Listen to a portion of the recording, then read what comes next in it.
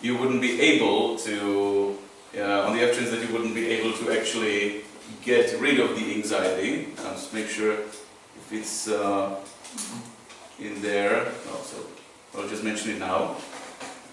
As for the anxiety, what do you think you can do to ease your anxiety, to fight the stage fright? Breathing before speech, like deep breaths. Is it louder so that everyone can hear? Yeah. Deep breaths before speech can help sometimes, and usually it helps for reducing anxiety. What before the speech? Deep breaths. Oh, deep breaths. Yeah, breathing.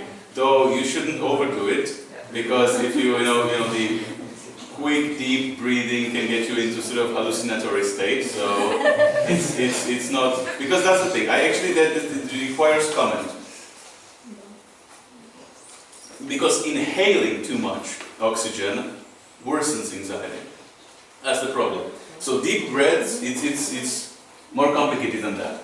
It's more about the rhythm of breathing. Slow breaths maybe is the right way to say that, because deep breaths that are fast will get you dizzy and will get you more anxious.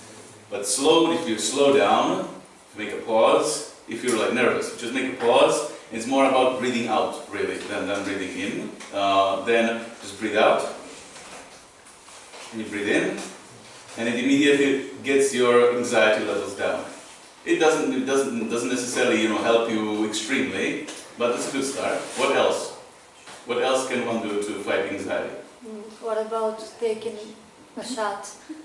Oh, also, double-edged. You shouldn't overdo it. Taking a shot. Yes. One. Well, it depends on your personal tolerance and the amount of alcohol in that shot. I always recommend it to especially people who are not English native speakers, because it helps you have better English pronunciation. Precisely because of the effect that then Albat will betray you if you drink too much, which is pronunciation.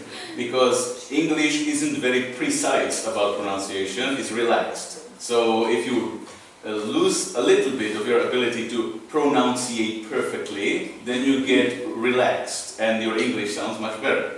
And generally, it may, for some people, work in that way. Or some other people may have different reactions to alcohol altogether, right? They could maybe get into a homicidal rage or something, which is not best for public speaking. But some people will really get a little bit relaxed. So yeah, maybe, breathe slowly, maybe take a little shot. In general, but keep the mentality that actually helps most of the time. It's not too much, it usually helps you. What?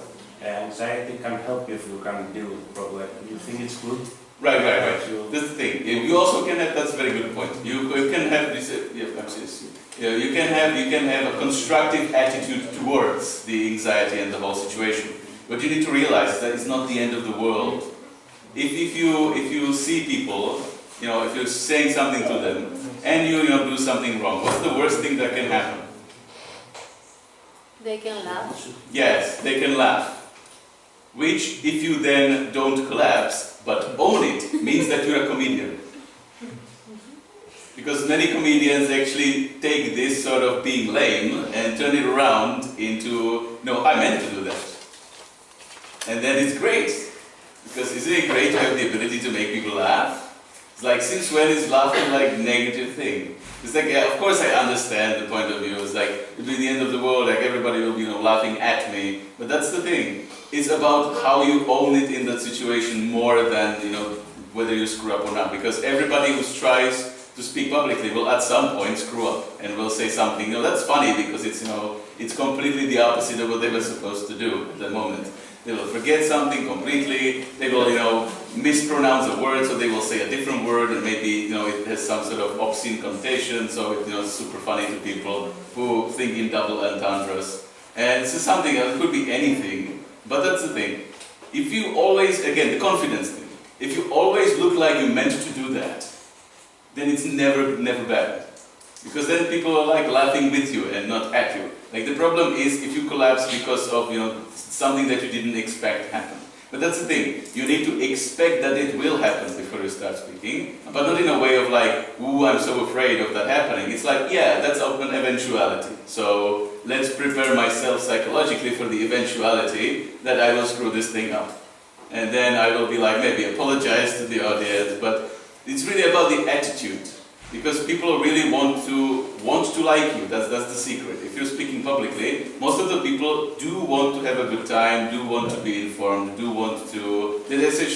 they're fans of you before you start, and you have to do a lot to sort of lose their positive attitude toward you.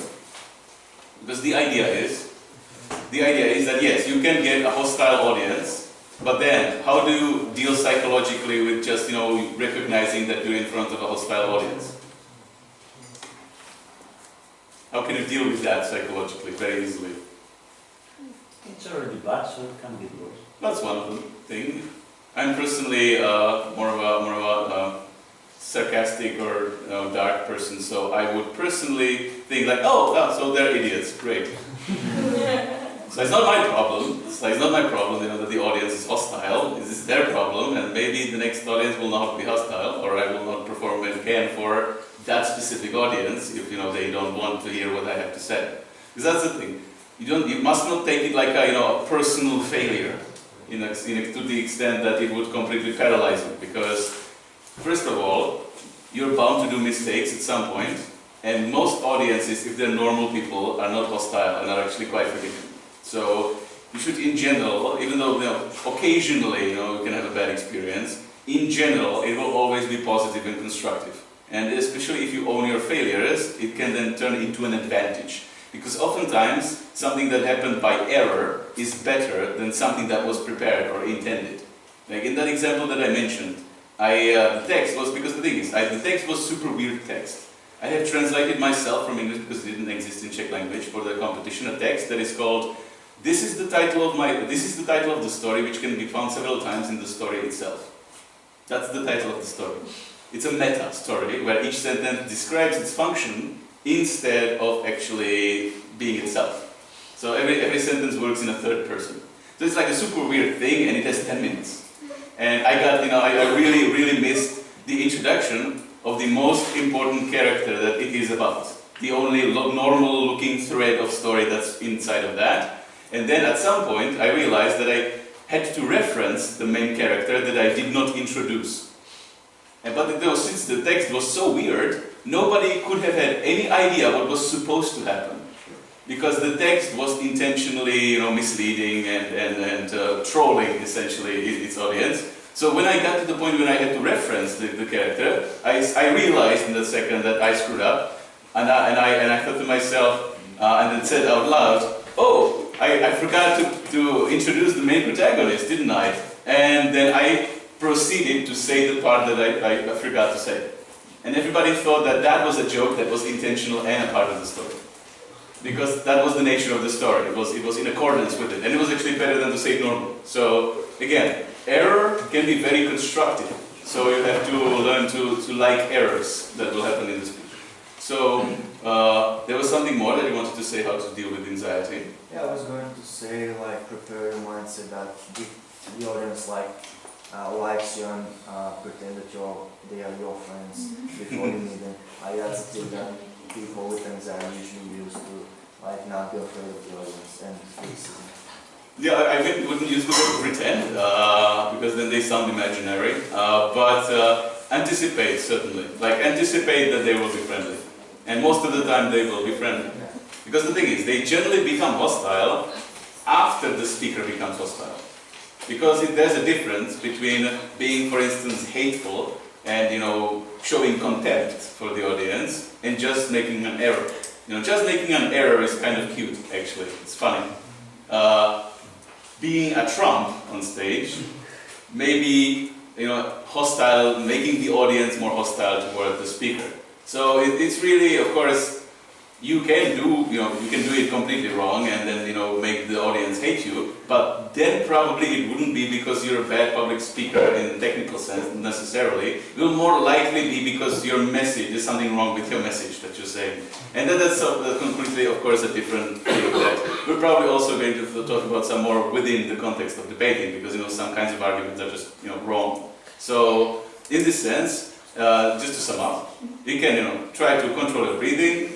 You can have a shot of something, if that calms you down, but not too much, not powerful. Then you can of course try to prepare your mindset before the situation, because how you decide to think about the situation will affect how you will feel in the situation when it gets to it.